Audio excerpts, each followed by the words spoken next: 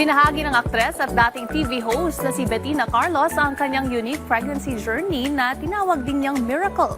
Samantala, itinakda ng MMDA na hindi lalagpas sa 299 pesos ang presyo ng tickets para sa mas abot kayang panonood ng mga pelikulang ipapalabas sa Metro Manila Film Festival ngayong taon. Narito ang ulat.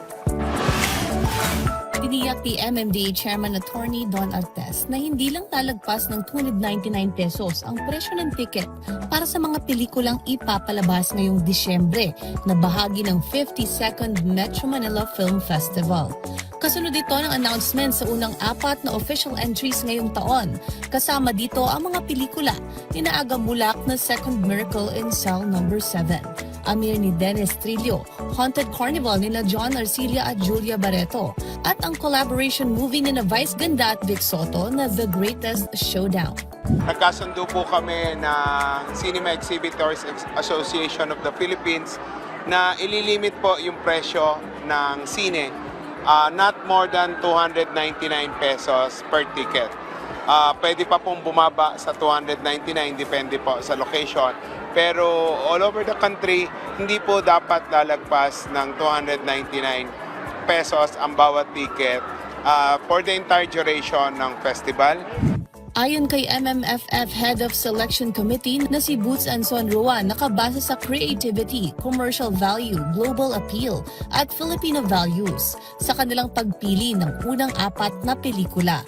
Inaasahang namang makukumpleto ang 8 MMFF official entries sa mga susunod na buwan. Samantala, inanunsyo rin ni Direk Joey Reyes ang pagbabalik ng student short film na ipapalabas din kasabay ng mga pelikula ngayong darating na Pasko. Kung saan tayo po ay magpapakontest sa mga estudyante na gagawa ng 5-minute movie.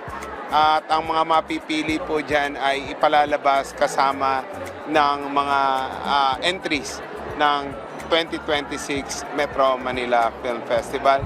Dumalo naman sa kick-off ng MMFF ang mga punong lungsod ng San Juan City na si Mayor Francis Zamora at Mandaluyong City Mayor Menchie Abalos at Bacolod City Mayor Greg Gascaya, kung saan ang kanilang lungsod ang magiging host ng 52nd MMFF ngayong taon. I'm so excited. Alam nyo, pag nakikita ko nga yung mga ibang city na co-host, sabi ko, kailan kaya makakapag-host ang San Juan? At ito nga po, mangyayari na this December. So we promise really to give our full support to the Metro Manila Film Festival. At ako naman namin may tutulong bilang mga host, yan ang ating gagawin sapagkat gusto po natin lalong pang tangkilikin ng ating mga kababayan ang industriya ng pelikulang Pilipino. Ngayon pa lang excited ng ating mga kababayan at talaga namang kaabang-abang ang mga pelikula ngayong Disyembre na magsisimula ng araw ng Pasko at magtatagal hanggang unang linggo ng Enero. Higit pa sa double blessing ang ibinigay sa actress at former TV host na si Bettina Carlos. Ibinahagi nito sa kanyang social media na hindi sabay na conceive ang kanyang newborn twins. Unang nabuo ang isang baby sa kanyang sinapupunan at makalipas ng ilang araw ay saka naman nasundan ng pangalawa.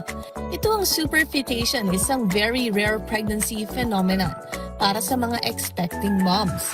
Sa kabila ng unique pregnancy journey na ito, ligtas at healthy naman na ipanganak ang kanyang twins.